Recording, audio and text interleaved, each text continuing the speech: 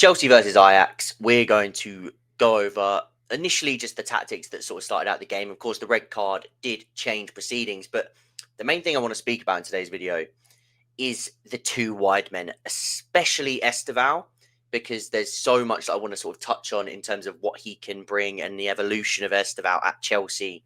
We spoke about it on a live stream yesterday, sort of using him in this right half space. And I want to speak a little bit about the usage of these half spaces too, because we saw it a little bit in this game. Sort of a few examples that I've been using lately of how the wingers can impact that, but also how the number eights and whoever occupies these zones can be a little bit more effective. So we're going to speak about that with a big emphasis on these two wide men. Just to sort of start things off and get the sort of tactical element of this out of the way, because it, like I said, it sort of abrupted into a little bit of chaos after that red card. Things were changing, a lot more rotation, and a few things just sort of changing. So the initial setup of the game was essentially to go back to this sort of three at the back, with the two sort of in midfield, Caicedo inverting in. If we move everything forward, Fernandes sort of pushing up and sort of almost forming that 3-2-4-1 that we usually see with that box in the middle of the park, what we got used to seeing a lot last season. Caicedo inverted in from right back. Gusto was ill and Reece James was rested, so that was the reason for that.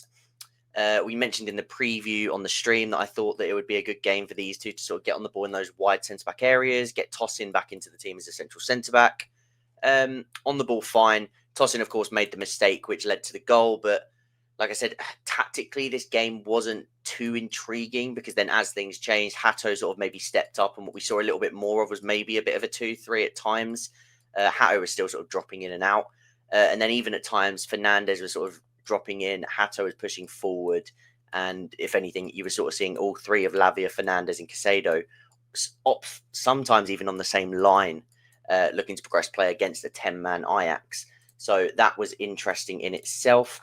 But they're the main things when it comes to the tactical aspect of this game. Like I say, there wasn't too much, especially because of the early red card that we got to see. Of course, we saw like the initial lineup and plan. We didn't really get to see much of it play out. I think it was a little bit slow for the opening sort of 10-15 in terms of circulating play. Caicedo making that rotation into the middle of the park. Fernandes making his to push a bit forward. Again, it's a lot of changes. Tosin coming back in, Hato coming in. I think Lavia was the only one that kept his spot from the team. Of course, Jorgensen even swapping the goalkeeper. So 10 changes to the starting lineup against Forest. So again, a lot of turnover, which can affect the sort of fluidity and the tempo and the pace and everything of the game. So that's sort of the tactical aspect of the game. But what I wanted to get into is the usage of these two, because I think it was the most intriguing part of this game. And I think it's what's caught the headlines, and rightly so. Gittens got man of the match. I do think Estevao was better, but Gittens was effective in exactly what you want him to do. And this is like the player that I wanted, Gittens. What we saw last night was the reason I wanted him in. And not even all of it, because we didn't really see the sort of shot creation of Gittens. But what we did see is the chance creation and the directness to go at players. So let's sort of start with Gittens in these areas, because I just want to sort of touch on the dynamic between, you could even just call it this triangle, right? Between Gittens here, Hato, and then Enzo on occasion, or it was Buonanotte at times as well. Now, the dynamic and the idea of this is when you've got a winger 1v1 like Jamie Gittens, who is so good at sort of standing his body upright. He's very good at sort of keeping himself upright so that he can make the decision at the last possible moment and really manipulate not only the first defender and their body shape, because as you can see, sort of off balance, looking to sort of apply pressure on the ball, but he's also already assessing what's ahead of him. Is there a cover defender deep? Is there sort of a defender in this area who can block off these passing lanes? And he's also obviously looking up into the box to see what's worth creating in terms of who's there to cross to, whether it's a half space cross, whether he's going to get to the byline, all these different things to be assessing, and sort of use that as a moment for him to sort of assess the situation. So if we take those away. Now, on this occasion, when you've got a defender, and I think this is something where building synergies is going to be really important, not only with the winger, but with the fullback and the number 8. And I spoke about this when we talk about Enzo, Cucurella, and who else? Who like Garnacho, for example. Having a player that can attack this space, a player that can either attack the box or drop in to receive the sort of recycle pass, and then obviously allowing the winger to go both ways. Now, on this occasion, I think that Enzo being more stagnant in the middle of the park, because there's a player here already covering the depth for Gittens if he's to try and get into this area, it's not ideal for Gittens to burst into. So Gittens already is looking at this and he's assessing it's probably better for him to come inside. Now, what Enzo should have done, in my opinion, is gone on the blind side here, not to get the ball, even though once Gittens does cut inside, there is an opportunity that if he does go on the blind side, that you could even sort of like, once Gittens comes back inside here, that he could slip that down into there. He could cut inside and slip it into Enzo. But also to drag these players away, their momentum away, so that when Gittens does cut in, he either has a better opportunity to get a shot off and sort of find that angle, or he finds Hato in much more space to pick a pass himself, get a shot off himself, sort of recycle play himself. It opens space for other people.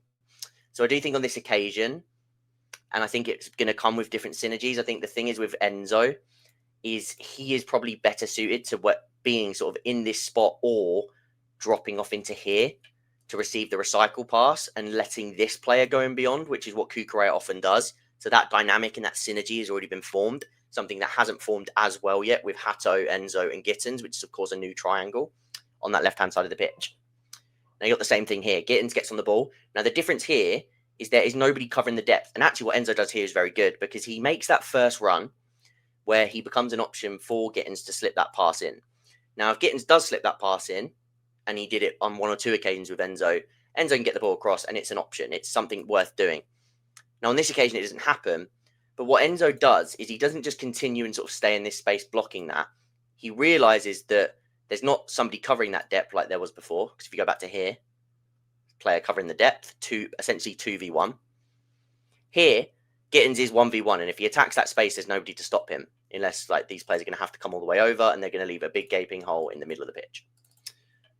So what Enzo does is he then halts his run so that these players are reluctant to cover that depth aggressively, allowing Gittens to actually get himself into here, and he finds himself entering the box, which is another thing that I love about Gittens, and I want more from him because that's what we've been missing with Maresca.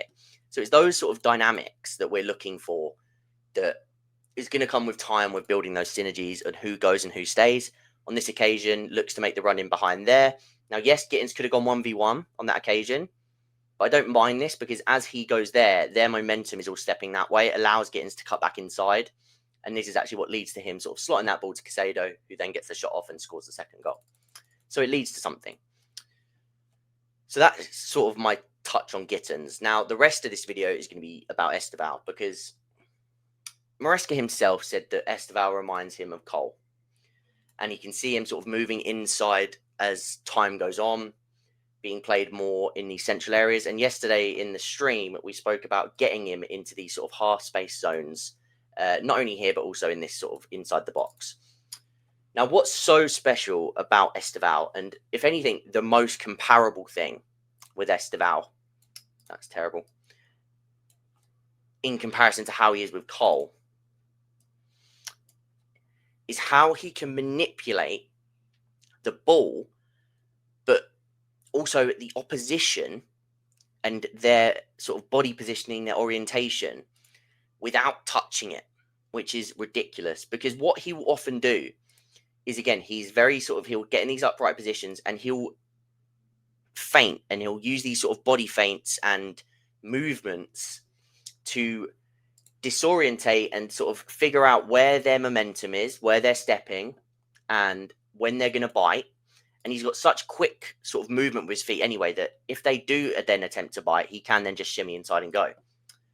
But he's so good at sort of waiting for that optimal time, using little body shifts, and with just letting the ball sort of not move, leaving the ball where it is, and opening space and manipulating these lines. I mean, especially the ones closest to him, if we're talking about these two, manipulating their body orientation, their positioning, their perception with just his movement of his body. And it's something Cole does extremely well as well. And this is just so key, and it makes it extremely hard for these defenders because they don't want to bite in because they know that he can then just skip away and he's already sort of assessing the situation. It gives him time to pick his head up, see sort of options ahead of him. And I think that this is the unique skill that is why you kind of want to get Estevao in these areas of the pitch, even if he's sort of in these areas as well. Now, yes, they can do it from here, and Cole does it from here really well as well. But when they're at that touch further inside, and those defenders are sort of, again, they're moving and they don't know where to go and their body orientation's off, what you can then do is you can start to sort of affect the gaps between these defensive units. And you can find those little slipped passes in behind, or you can get shots off, and you can cause those little moments of chaos just from being a little bit closer to goal and being a little bit more central. So I think that the idea long term would be to have Estevao and Cole, where one of them sort of occupies here and one of them occupies here. And that way it's just they can rotate. And that's what we spoke about in the past. And then hopefully you have either a Reece James who can sort of provide depth, or on another occasion, you could even have a Gusto who can provide height and sort of make the run in behind, allowing these two to sort of just be a little bit more free, essentially. So that's sort of what I wanted to speak about of Estevao, and just that unique skill set of being able to manipulate other players just without touching the ball, which is extremely unique, because I think the rest of the qualities that come with Estevao, everybody sort of knows. You don't need me to sit here and tell you that Estevao is a brilliant footballer, and his ball striking is brilliant, his agility, his mind, like his audacity to try things like the overhead kick yesterday, his confidence, even his character that Maresca keeps sort of referring to, of how humble he is. Like, all of these things you don't really need to be told as often.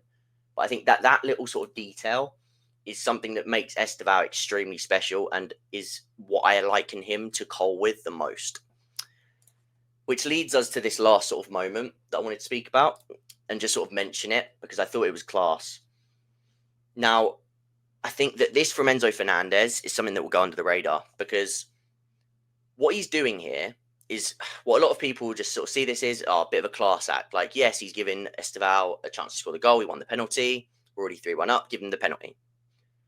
But what I also think this is a wider sort of understanding of being that captain and being that leader of this group, to not only get Estevao and sort of build his confidence and sort of, again, allow him to sort of feel the atmosphere. It's the first Champions League game, and really grow that confidence and that air of entitlement to be at that level. But the other thing that I think is at hand here is Enzo knowing what the crowd are there for. You're down to 10, the other team are down to 10 men, you're already 3-1 up.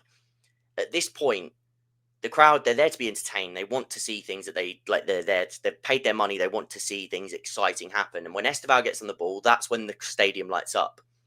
So Enzo passing that ball over and allowing Estevao to get that goal, it rallies the crowd. It rallies the momentum that is already in Chelsea's favour. And it's something that can span across not only the 90 minutes, but games. And with an important run coming now where Chelsea play every 3 days, confidence, momentum, fan sort of participation in games, like all of these things are going to sort of wind into one. And we can talk about tactics as much as we want, and sort of these like finer details, which I like, that's the bread and butter of my channel, right? But I think it's important to sort of touch on these aspects as well, because it's mentality and bits like that that can sort of get you through tough times, when tactical tweaks and injuries and player profiles and just the rub of the green, things aren't going your way. It's these sort of minor details that can rally a season, can rally a run, which can be the be all and end all in a season, like in the grand scheme of things, when you're sort of challenging for things at the end and what you can come out of a season with. So wanted to touch on this moment and sort of get into it, but please do leave your questions on these two and just anything in the game. Let me know your thoughts. Tomorrow we'll have a Sunderland preview out on the channel, so don't miss that. And then, yeah, plenty more content to come during the week. So I hope you enjoyed. Please leave a like, subscribe, all that good stuff, and I'll see you guys in the next one.